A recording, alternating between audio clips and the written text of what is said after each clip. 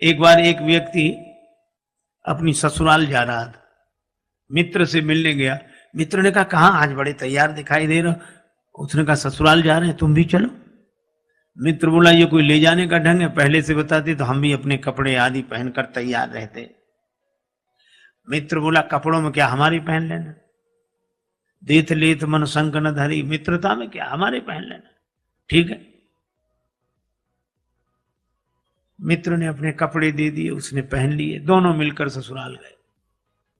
अब वहां लोगों ने बड़ा स्वागत सत्कार किया। पड़ोस में बैठने के लिए गए तो एक ने पूछा बहुत दिन बाद आए, आपकी बड़ी प्रतीक्षा हो रही थी, आपके आने से बड़ा अच्छा लगा, लेकिन ये आपके साथ कौन है। अब उन्होंने परिचय देना शुरू, हमारे मित्र हैं, बहुत अच्छे आदमी हैं। बोले कहां जा रहे हो, हमने कहा ससुराल। हमने कहा तुम भी चलो। बोले कपड़े नहीं है, तो कपड़े भी हमारे ही पहने हैं। मित्र बहुत अच्छे। अब मित्र को बड़ा बुरा लगा। एकांत पाकर मित्र ने कहा कि मैं तो जा रहा हूं, तुम्हारे जैसा हमने आदमी नहीं देखा। लोग हमारे बारे में पूछते कि कपड़ों के बारे में, तुम कपड़ों के बारे में काहे को बताते हो। अरे बोला अब क्षमा करो, गलती हो गई, अब नहीं बोलूंगा। अब दूसरी जगह फिर बैठने गए, लोगों ने परिचय पूछा, कहने लगे हमारे बड़े अच्छे मित्र हैं, और हमने कहा ससुराल जा रहे हैं। एक ही कहने से हमारे साथ आ गए और कहते कहते निकल गया कपड़े।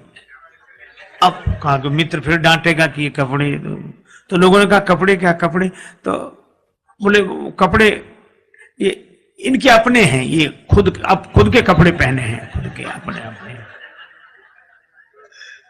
और लोगों ने सोचा कपड़े तो सब खुद के पहनते हैं इसमें। मित्र ने फिर कहा कि अब मैं नहीं रुकूंगा। तुमने फिर कपड़ों के बारे में, तो कहा हमने तो तुम्हारे ही बताए। तो बताए क्यों, लोग हमारे बारे में पूछते कि कपड़ों के बारे में। बोले अब मैं कहूंगा ही नहीं, बिल्कुल नहीं कहूंगा। मित्र फिर रुक गया। पर तीसरी जगह बैठने गए, लोगों ने परिचय पूछा कि आप तो बड़े अच्छे हैं, आपके साथ हमारे मित्र हैं, बड़े प्रेमी हैं, एक ही कहने से हमारे साथ आए, और इनकी जितने गुण गाए जाएं सब कम है, लेकिन क्षमा करें हम कपड़ों के बारे में कुछ नहीं कहना चाहते। अब फिर कपड़े, अब भीतर भरे कपड़े। हम जो चीज खाएंगे डकार में गंध भी तो उसी की आएगी। तो भीतर जो भरा हो वही बाहर दिखेगा। निराकार हूं मैं न साकार हूं, भक्त की भावना से तदाकार हूं। भक्त मुझे जिस दृष्टि से देखता है वो उसी दृष्टि से मैं दिखाई पड़ता हूं। अपने भाव के अनुसार भगवान का दर्शन होता है। सब भगवान को अलग अलग रूपों में देख रहे हैं, अलग अलग भावना से देख रहे हैं। कोई प्रेम से भर रहे हैं, कोई भय से भर रहे हैं। यही भी दे रहा जाए जस भाव, जिसको जैसी भावना रहे। राम जी से अधिक राम जी के दास की महिमा मैंने एक संत के मुख से सुना था। एक बार एक दंपति पति पत्नी मेले में गए। अब मेला में उनका मेल बिछुड़ गया। ऐसा भीड़ का रेला, पति एक तरफ पत्नी एक तरफ। अब दोनों एक दूसरे को ढूंढे। तो ऐसे मौके का फायदा उठाने वाले लोग चूकते कहां। राम जी का मंदिर था सामने। पुजारी बोला क्या बात है। बोले बहुत ढूंढ रहे हैं, पत्नी यहीं कहीं खो गई। अरे बोले भगवान से प्रार्थना करो, चलो। बड़े संपन्न आदमी थे, पुराने जमाने की बात। एक थाल में लड्डू मंगा कर रख लिए, 500 रुपए रख दिए और प्रार्थना करने लगे, अब तो रघुनाथ कृपा कर दो, घरनी को लगे न बिना घरनी को। अब सामने हनुमान जी का मंदिर था, वो अलग। हनुमान जी के मंदिर के पुजारी ने सोचा कि इतने लड्डू और रुपया सब उधर ही जाएगा, इधर आता तो ठीक रहता। तो वहीं से बैठे बैठे बोला सेठ जी वहां क्यों चले गए, यहां आओ। इशारे से बोला यहां आओ। सेठ जी थाल लिया वो इते, कर दे ये कृपा जो लला अंजनी को। हनुमान जी के पास ले आओ, काम बन जाएगा। कपिराज से प्रीत विनीत करो, फिर से मुख देख सको पत्नी को। सेठ जी बोले कैसी बात करते हो, हनुमान जी तो सेवक हैं, राम जी तो इनके स्वामी हैं, हम सीधे स्वामी के पास पहुंचे, सेवक के पास आने की क्या जरूरत है, राम जी कर सकते हैं सब कुछ। अरे बोले सेवक स्वामी की बात छोड़ो, अपने अपने विभाग की बात है, ये काम उनसे नहीं बनेगा। क्या क्यों नहीं बनेगा, राम जी सब कुछ कर सकते हैं तो मेरी पत्नी को भी खोज सकते हैं। हनुमान जी के मंदिर का पुजारी बोला कि जाने दो, तेरी त्रिया को मिलावे कहा, जो पतो न लगाए सके अपनी को। तुम्हारी पत्नी क्या ढूंढेंगे, उनकी भी खो गई थी तो यही गए थे ढूंढने। और उसने तो अपने मतलब के लिए तर्क दिया पुजारी, पर सेठ जी के मन में बात जम गई। हनुमान जी के मंदिर पर आए, सचमुच उनकी पत्नी भी आ गई वहीं दर्शन के लिए। सबके मुख से निकला कि भाई विनोद में ही सही, पर राम थे अधिक राम कर दासा। हनुमान जी की आज भी पूंछ है, लेकिन ये पूंछ है क्यों? क्योंकि जास हृदय आगार बसई राम सर चाप धर।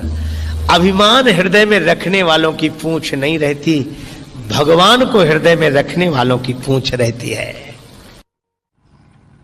ये विचार करो, तुम्हें भगवान ने बनाया कि भगवान को तुमने बनाया?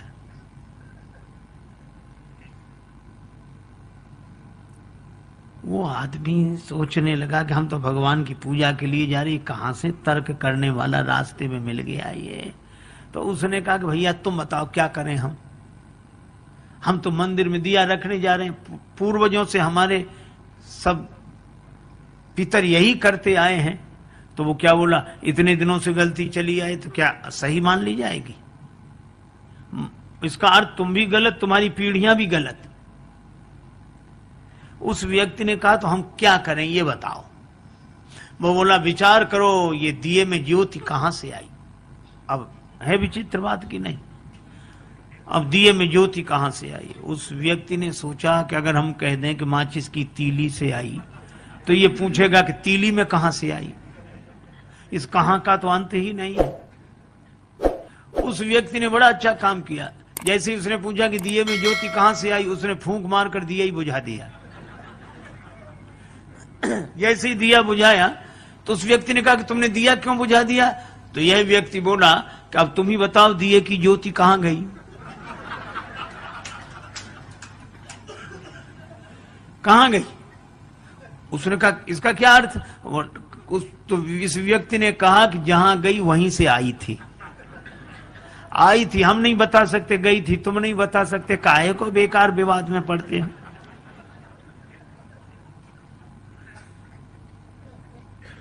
अच्छा, इस तर्क से कुछ हल भी नहीं होता, कुछ हाथ भी नहीं लगता। तर्क से आप कुछ भी सिद्ध कर दो। महाभारतकार कहते हैं तर्को अप्रतिष्ठा। इस तर्क की कोई प्रतिष्ठा नहीं है।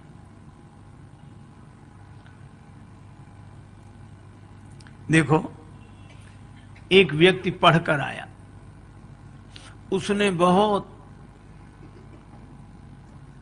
विद्या अर्जित की थी,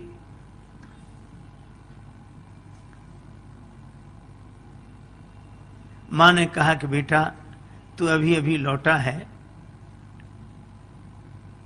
स्वल्पाहार कर ले, 2 लड्डू खा ले। बेटा बोला पहले मेरी विद्या का चमत्कार देखो जो मैंने पढ़ा है। मां बोली क्या चमत्कार? बेटा बोला असंभव को संभव सिद्ध कर दूं। मां बोली कैसे करेगा? जो है नहीं उसको कैसे सिद्ध करेगा? पिता भी पास आकर बैठ गया कि देखें इसकी विद्या। बेटा बोला कि लड्डू कितने रखे हैं? मां बोली 2। बेटा बोला 3। का कैसे? बोले अभी सिद्ध कर देता हूं। का गिनो। मां ने गिनना शुरू किया, 1 लड्डू में 1, दूसरे लड्डू पर उंगली रखी 2। बेटा बोला 2 और 1 3। अब मां इधर से भी गिने 1, बेटा कहे ठीक 2, बेटा तुरंत कहे 2 और 1 3। गणित का सिद्धांत। जहां 2 और 1 वहां 3 तो होते ही हैं।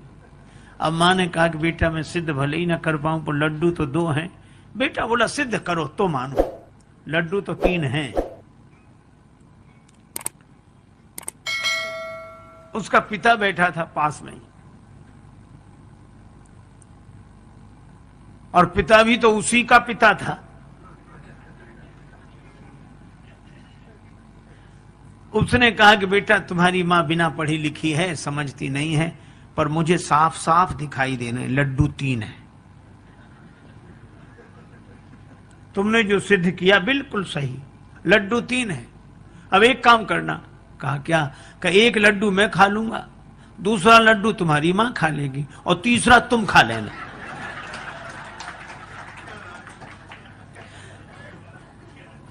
अरे भाई हाथ लगा क्या?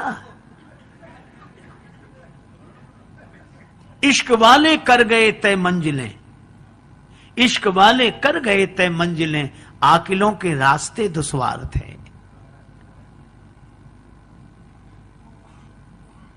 एक आदमी गांव में गया, अपने मित्र के साथ घूमने निकला तो छोटा सा गांव, एक व्यक्ति तेल बेचता था, अकेला आदमी, और भीतर उसने कोल्हू चला रखा और बाहर बैठकर तेल बेचे।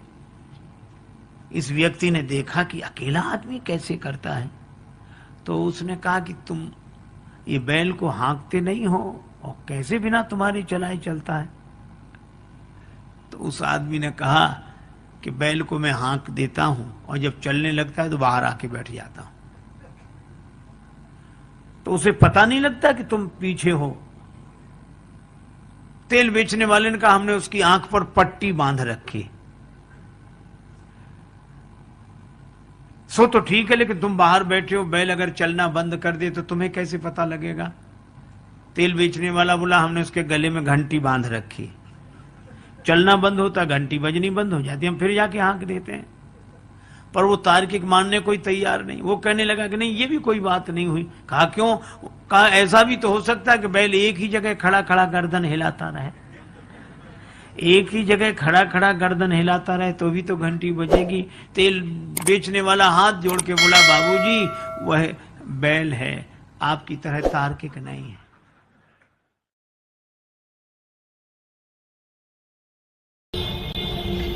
एक बार 2 बड़े संपन्न श्रीमंत सेठ बैठे थे, आपस में चर्चा हुई।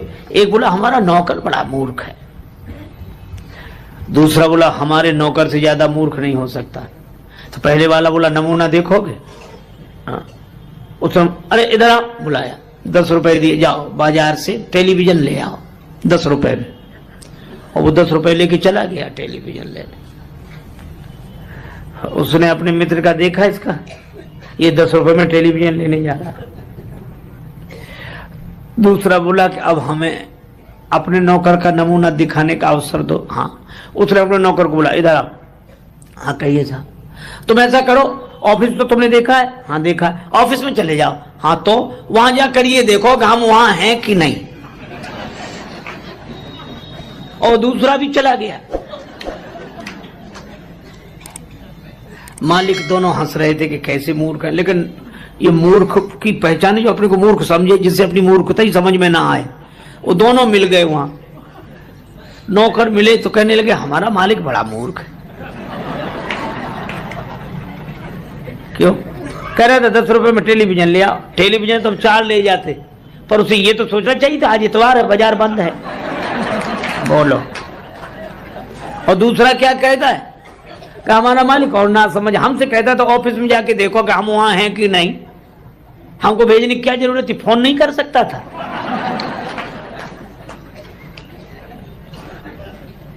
दोनों ही नहीं समझ रहे। एक गुरुजी ने एक चेला बनाया, तो चेला बनते ही वो बोला कि गुरुजी अब आप गुरु हम चेला, हमें कुछ सुनाओ। पहले शिष्य लोग कहते महाराज कुछ समझा दो, अब समझ सुनाओ। तो गुरुजी ने कहा कि बेटा राम राम किया करो। अरे कहिए साधारण सब लोग लेते, इसमें क्या है। गुरुजी भी समझ गए कि चेला नहीं गुरु ही मिला है। तो गुरु जी ने कहा बेटा रामायण, रामचरितमानस, रामायण और सब। बोले ये भी साधारण चीज, सब लोग गाते हैं, रामायण में क्या है, ऊंचा सुनाओ, ऊंची बात। गुरु जी ने कहा फिर गीता, हाँ ये कुछ कुछ चलेगी। तो गुरु जी बोले महात्मा आज सुनाते हैं, गीता कल सुनाएंगे, महात्मा ही सुनाओ। तो गुरु जी ने वही श्लोक, सर्वोपनिषदो गावो दुग्धा गोपाल नंदना, और 12 सभी उपनिषद जो हैं सो गाय हैं, दोहने वाले भगवान श्री कृष्ण हैं, और यह गीता ज्ञान ही दुग्ध है, पान करने वाला बछड़ा अर्जुन है। और चेला कहे वाह महाराज, आ महाराज, क्या बात क्या बात, वाह वाह वाह। सो गुरु जी 1 घंटे की जगह 1.5 घंटे बोलते रहे। बाद में गुरु जी ने कहा कि बेटा कुछ समझ में ना आया हो तो पूछ लो। बोला हमें समझना है, आप कम समझाते हो, हम ज्यादा समझते हैं। गुरु जी ने मन ही मन कहा कि हम ही नहीं समझ पाए पहले तुम्हें, लेकिन फिर भी कहा कि हम गुरु जी हैं तो कुछ तो पूछ लो, गुरु होने की कुछ। अच्छा तो और सब समझ में आया, एक एक अक्षर समझ में, एक जरा सी बात समझ में नहीं आई। गुरुजी बोले वो क्या? बोले आप बार बार कहते थे दो गधा गोपाल नंदना, तो ये 2 गधा कौन थे? बोलो। सो गुरुजी ने माथा पीटा। चेला बोला बताया नहीं 2 गधा कौन थे? गुरुजी बोले एक हम और दूसरे तुम। एक गांव में रहता था एक कोई व्यक्ति, उसकी नाक कट गई, झगड़े में या किसी तरह कट गई। अब कौन वहां तक पता लगाने जाए, कट गई। अब बेचारा परेशान, एक तो नाक कट गई, गांव में जहां से भी निकले सभी लोग कहते नकटे भैया आ रहे, कोई कहता नकटे ताऊ, कोई नकटे चाचा, कोई राम राम भी करता तो कहता नकटे चाचा राम राम। उस बेचारे को बड़ा बुरा लगे, लेकिन करे क्या, नाक को छिपावे भी तो कैसे? कान कटे तो कुछ टोपी लगा ले, कपड़ा बांध ले, आंख ना हो तो चश्मा लगा ले, नाक का क्या करे? सीधे सामने ही साफ। तो उसने सोचा नाक कट गई तो नकटे की कोई इज्जत तो होती नहीं है। तो उस नकटे ने इज्जत पाने के लिए एक युक्ति सोची, क्या? साधु बन जाओ।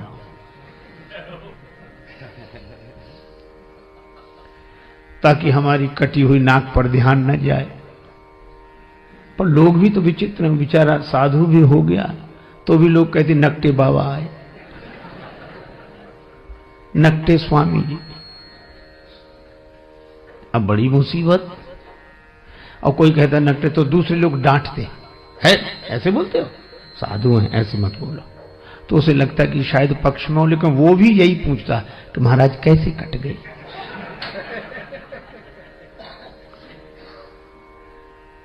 अब उसको लगा कि इस क्या करें, तो एक कुटिल योजना उसने मन में बनाई।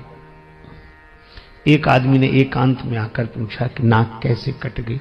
बोला ये बहुत बड़े रहस्य की बात है, कटी नहीं है, हमने खुद काटी है। सो क्यों? एक दिन भगवान ने कहा स्वप्न में, तू मुझे चाहता है, मेरा भक्त है, तो मेरे लिए क्या कर सकता है तो मैं तुझे प्राप्त हो जाऊं। मैंने स्वप्न में कहा आप जो कहें, सिर काट कर रख दो। भगवान ने कहा सिर नहीं, केवल नाक काट ले, मैं दर्शन दूंगा और सदा तुम्हारे सामने रहूंगा। तो जब से नाक कटी, काट दी मैंने, भगवान प्रकट हो गए और देखो ये दिख रहे हैं सामने, दर्शन हो रहा। हा जय हो प्रभु, ये भगवान दिख रहे हैं, हमेशा रहते हैं, हमको खूब दिखते हैं। और भगवान ने एक बात और कही थी कि तुम जिसकी काट दोगे उसे भी दिखेंगे।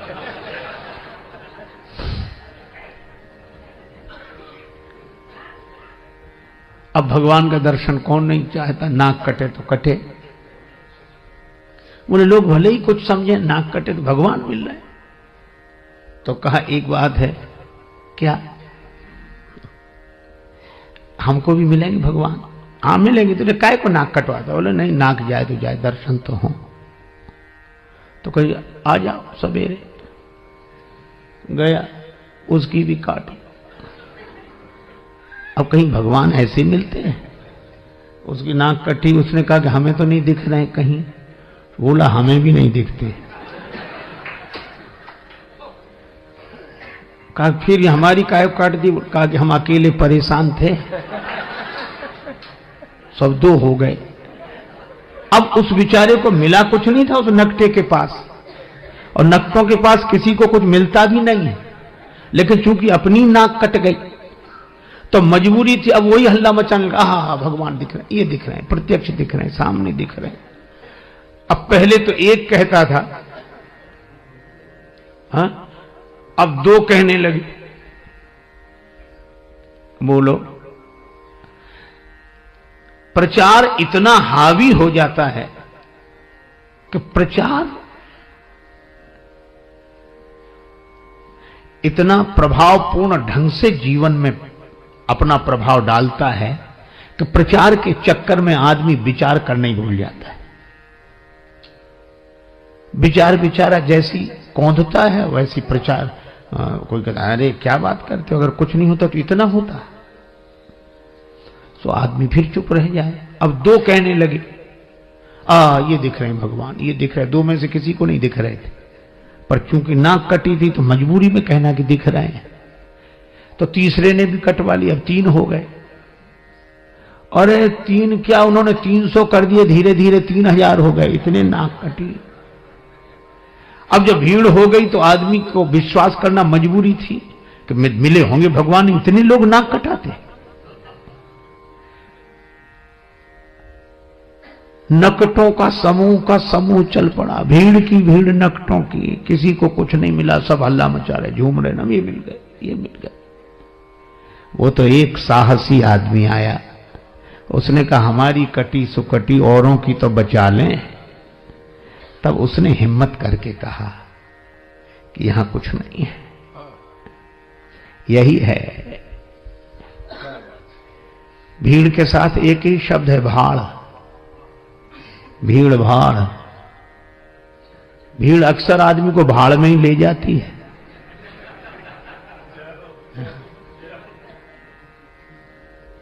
अब प्रचार की क्या बात कहें, आप अन्यथा न ले, मैं श्री राम कथा ही कह रहा हूं। एक पल नहीं जिए जो इंसान की तरह, एक पल नहीं जिए जो इंसान की तरह, वे पूज रहे हैं आजकल भगवान की तरह। एक पल नहीं जिए जो इंसान की तरह, वे पूज रहे हैं आजकल भगवान की तरह। मेहरबानी मीडिया की, मेहरबानी मीडिया की, रुपयों की वजह से दुनिया में छा गए हैं तूफान की तरह। उपदेश दे रहे हैं औरों को शांति का, उपदेश दे रहे हैं औरों को शांति का, और आपस में लड़ रहे हैं पहलवान की तरह। और फूलों की तरह खिलते मिलते नहीं हैं संत, फूलों की तरह खिलते मिलते नहीं हैं संत, टीवी के खुलते खुलते दुकान की तरह। और राजेश त्याग हरि को धनियों के हाथ में, साधु भी बिक रहे हैं सामान की तरह। क्या ये विडंबना है। और यह बात मुझे तब याद आती है जब मैं सोचता हूं कि राम जी के दर्शन के लिए अयोध्या की देवियां भी गई, पर सहज श्रृंगार, क्योंकि जानती हैं भगवान सहजता पर रीझते हैं। आप जैसे हैं वैसे ही भगवान के सामने पहुंच जाएं। अच्छा, आप जैसे हैं वैसे ही भगवान के सामने पहुंच जाएं तो आप भगवान के लिए अनमोल हैं। और अगर आप जैसे ही हैं वैसे ही दुनिया के सामने पहुंच जाएं तो आप करोड़ों के भी हों तो 2 कौड़ी के, और आप हों कुछ और दिखें कुछ तो 2 कौड़ी के भी हों तो करोड़ों के। पर बनावट जहां चले तो ठीक, पर भगवान के यहां तो न चले। इसलिए सहज श्रृंगार, सहजता ही जीवन का श्रृंगार है, सरलता। एक व्यक्ति अपनी ससुराल गया, गांव का रहने वाला था, पत्नी शिक्षित मिल गई, ससुराल पहुंच गया बिना सूचना के। उसकी देवी ने बड़ी प्रशंसा कर रखी थी कि बड़े सुयोग्य हैं, बहुत समझदार हैं। तो उसकी सहेलियां इकट्ठी हो गई, वो भोजन के लिए बैठे। पत्नी मन ही मन डर रही थी कि इतनी इनकी बात बनाई है और ये कैसे हैं, सो तो मैं जानती ही हूं। चलो, तो गांव की परंपरा, वो भोजन बनाने बैठी चूल्हे पर और उसने सामने उनको बिठाया भोजन करें। अब उसकी सहेलियां परोस रही थी भोजन बार बार। पूड़ी साग थाली में आया, वो ऐसा विचित्र आदमी एक पूड़ी उठा गया। सोच रहा था छोटी सी पूड़ी है, इसके टुकड़े करना, ग्रास करना तो बेकार है, पूड़ी ही ग्रास है। वो एक पूड़ी में साग रखे और एक, अब उस देवी को बड़ा संकोच लगा, बड़ी लाज लगी, किसने नाक कटवा दी। और सहेलियां मुस्कुरा मुस्कुरा कर कहें, जैसा आपने कहा था वैसे ही हैं, बड़े समझदार हैं बहुत ही। तो महिला बड़ी विवेकवती थी, उसने सोचा कि बात किसी तरह बन जाए। तो वो तो पूरी खाए जा रहे थे, अब उसको था कि ये हमारी तरफ देखें तो हम इशारा करें। तो जैसे उधर देखा तो उसने भोजन बनाते बनाते इशारा किया, उंगली द्वय उठाई गंवारपन पति को देख, कि एक एक पूरी के ग्रास दुई करें जा। दो उंगली उठाई कि कम से कम एक पूरी के 2 टुकड़े तो करो, इतनी छोटी भी नहीं है कि तुम 2 टुकड़े ही ना करो। पति ने समझा कि हमारी पत्नी पूरी सहानुभूति के साथ कह रही कि थके हुए हो, इतनी दूर से चलकर आए, एक पूड़ी में क्या होता है, 2-2। अब तो वो एक पूड़ी उठावे, उस पर साग रखे, दूसरी पूड़ी उसके ऊपर रखे, द्वे द्वे को चावे लाग्यो मूढ़ जब एक साथ। तो पत्नी ने अपना माथा पीट लिया। समझाने वाले तभी माथा पीटते हैं कि समझने वाला उल्टा ही समझे। तो माथ ठोक त्रिया कहे लाज सो डरे जा, मत्था पीटा कि लाज तो रख, कुछ तो समझ। पति ने समझा, ओ बड़ी भूल हो रही थी। पत्नी कह रही है कि ये पूड़ियां साधारण नहीं है, पूजा की पूड़ियां हैं, इन्हें पहले प्रणाम करो, माथे से लगाओ, फिर खाओ। पतिदेव समझे कि पावे के प्रथम इन पूजनीय पूरन को शीश पे धरे जा। अब तो वो 2 पूड़ी और साग फिर माथे से लगाओ, फिर खाए। तो पत्नी ने अवसर देखा तो पति को समझाने के लिए चूल्हे से बोली, एक लकड़ी लगाई, अग्नि प्रज्वलित की और बोल उठी रोष भरी चूल्हे से चतुर नारी। और चतुर नारी ने यही कहा कि अरे चूल्हे, जैसो जरे आयो प्रथम तैसो ही जरे जा। इससे तो तू पहले ही अच्छा था, जैसा जल रहा था वैसे ही जलता रहे। समझाने से तो और उल्टा हो गया। कई बार लोग उल्टा ही समझते हैं।